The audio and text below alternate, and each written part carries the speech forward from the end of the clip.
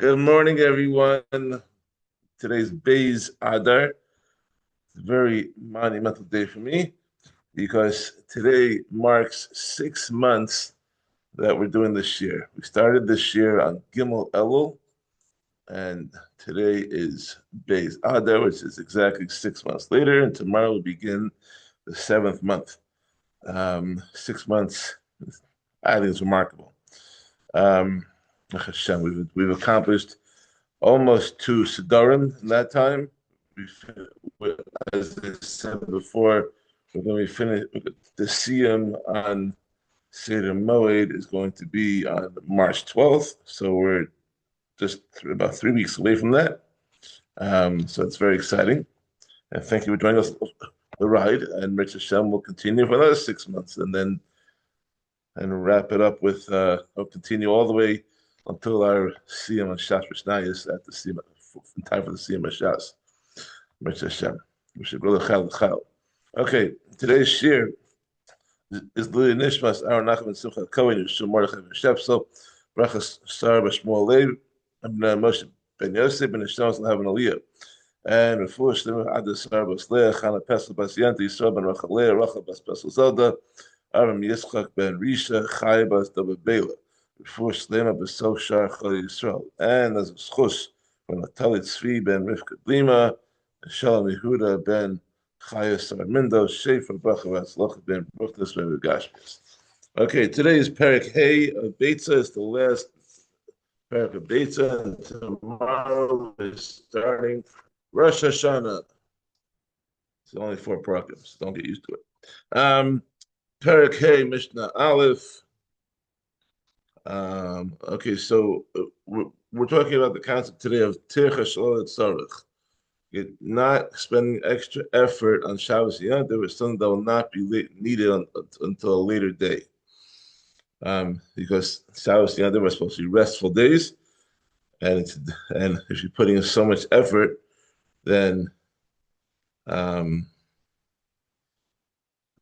that's a problem. Then it's going to detract from the serenity of Shabbos and Yom Tov. Nevertheless, in some cases, the Chachamim allowed making some degree of effort in order to prevent a financial loss. So we're going to go see what that is. Mashilin peros derech aruba beyond. We may throw produce that is on a roof, through a skylight on Yom Tov, in order to protect it from rain that is about to fall. Even though that requires some effort, it's permitted in order to prevent the produce from becoming damaged by the rain. I love Shabbos, but we may not throw produce through the skylight on Shabbos because that is you have to go to a stricter level on Shabbos, and that is a deraisa.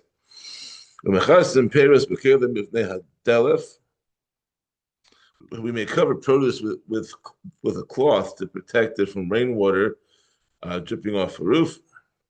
We may also cover pitchers of wine and pitchers of oil to protect them from dripping rainwater. And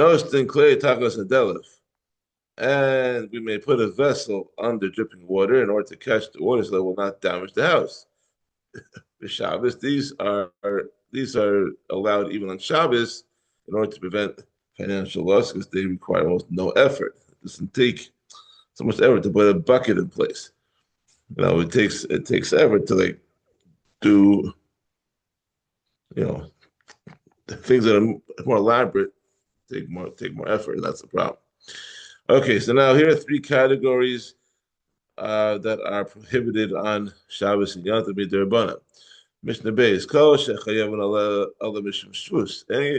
Any activity that's a person is obligated to refrain from doing on Shabbos, whether it's an ordinary activity that is subject to a din d'Rabbanan, Mishum Shus, or an optional mitzvah that is subject to a din d'Rabbanan, or a Mishum mitzvah, or an unconditional mitzvah that is also subject to a din d'Rabbanan.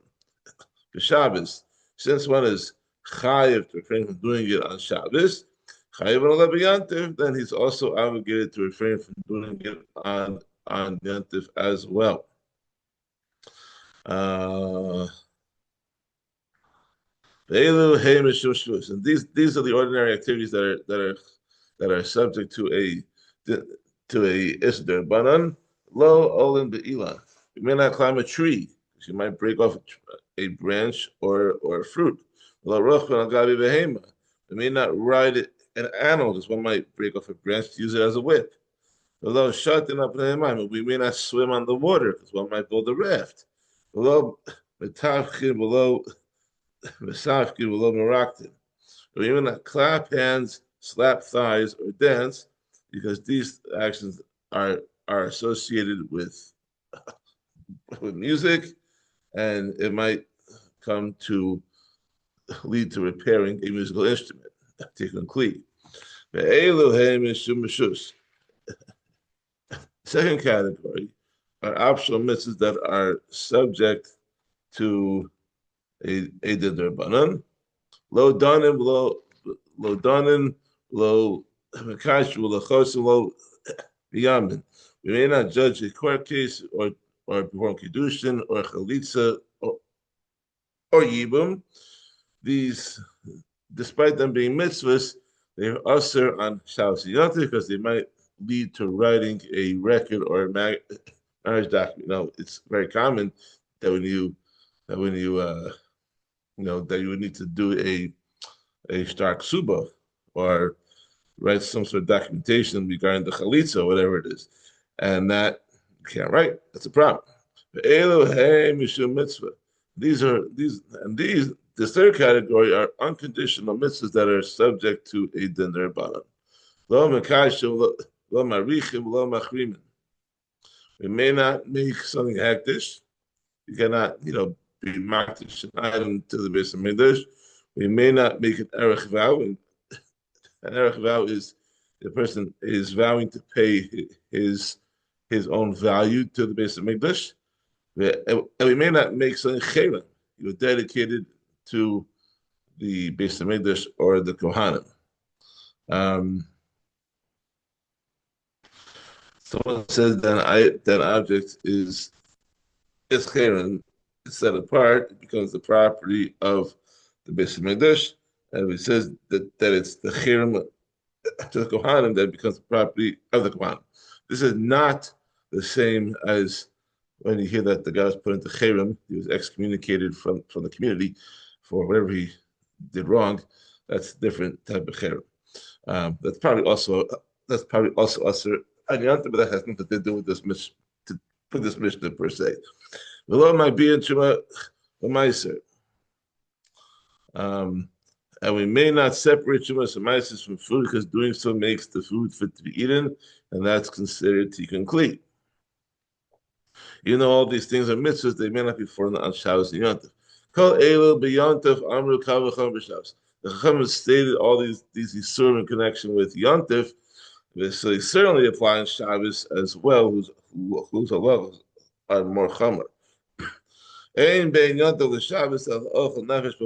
no difference between Yom Tov and Shabbos except in regard to food preparation, which malach is allowed on Yom Tov but not on Shabbos. Okay, the next 5 Mishnah is talking about the laws of Techum. As we know from when we did Shabbos and Erevin, that person is usher to go more than 2,000 amos from his place of residence on Shabbos and Yom Tov. That's called the Techum Shabbos. So residence is defined as a place where he was when Shabbos began. So if he was in a town, then the Techum is measured from the town's limits, not from a person's house. If it was in an isolated building, like in the middle of nowhere, then the Techum is measured from its outer walls. And he was out in the open. His residence extends 4 amos, and the Techum is measured from that area. A person can change his residence and therefore his Techum before Shabbos or Yom Tov by means of an Erev Techumen. You do this by putting food in a place that's up to 2,000 amos from his actual residence, And with respect to laws of Techum, the residence is shifted to the place, and the Techum then extends 2,000 amos from there. However, so you could do 2,000 amos from his house to the east, then you wouldn't be able to go even one step to the west. So let's go. Mishnah Gimel. Animals and utensils have the tchum of their owner. As well, the person's property is also subject to laws of tchum, just as a person may not go 2,000 amos from his place of residence, so too possessions may not be taken by him or by anyone else more than 2,000 amos from his place of residence. Amoser behemaso behem to live no oleroa hare elu kirag habal. If one hands over his animals to his son or to a shepherd to bring to pasture, these animals still have the same tchum as their owner and not the tchum of the person whom they were entrusted. Since they're still in the owner's possessions at the time, they remain subject to his tchum even after they're handed over to someone else on Yom Tov. So, if utensils that are jointly owned by several brothers are designated for the use of only one of the brothers in the house, then the utensils have his tchum, even though the other brothers also own them.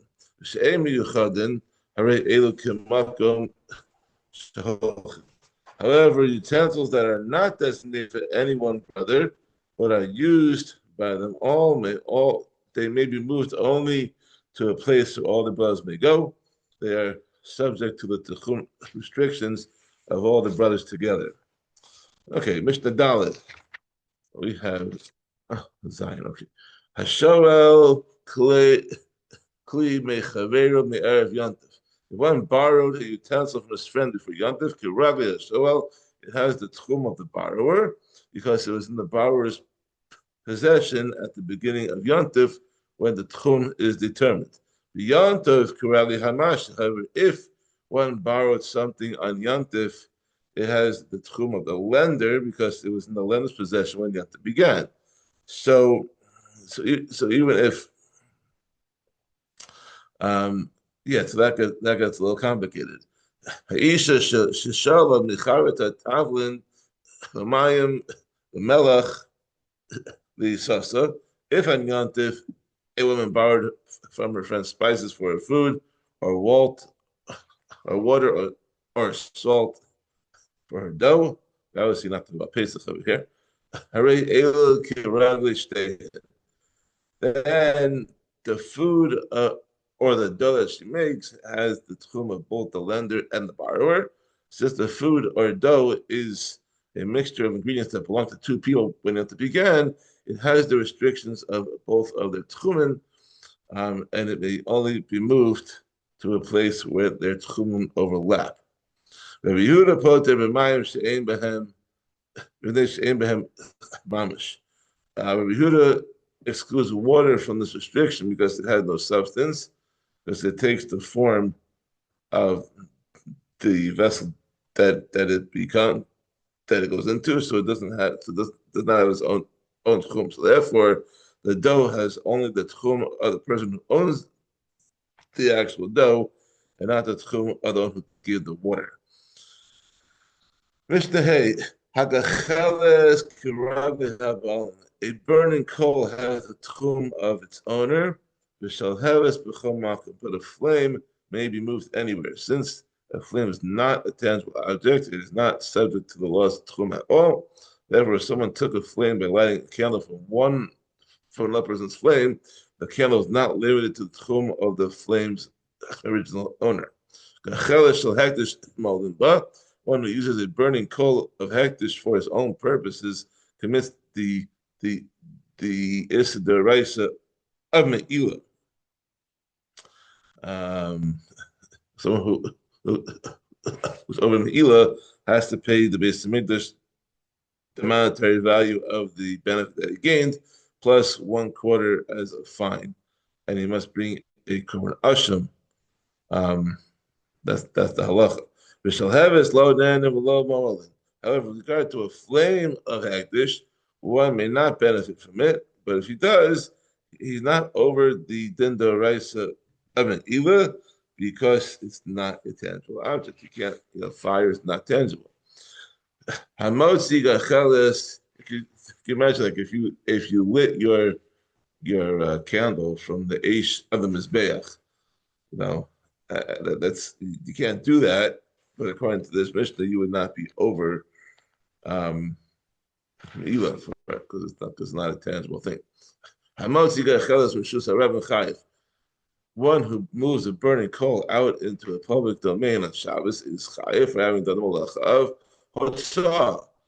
The shalhev is pater. However, one who moves only a flame is pater, since he has not moved a tangible object. Now, how do you move a flame without moving a candle with it? We move on a match. You just can't pick up the flame by itself. So you're moving. There has to be some tangible item that's holding the flame with a candle or a lamp or something.